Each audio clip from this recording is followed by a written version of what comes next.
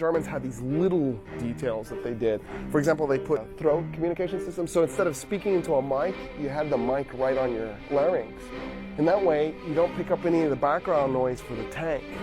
By the way, it's what we use today. As of like 10 years ago, we finally figured out what the Germans were doing.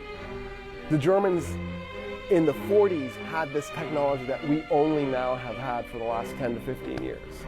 And they could just talk using their larynx, and you could not pick up the background noise for the tanks, and it made their ability to communicate with each other really easy.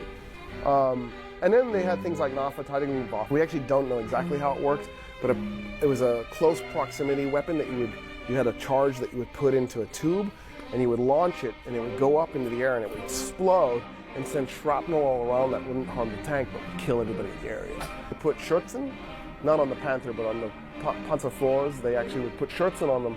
And what that would do is, it was a piece of metal skirting on the outside, so that if you fired a bazooka round, it would hit that and blow up before it hit the tank. So it kind of gave it a screen.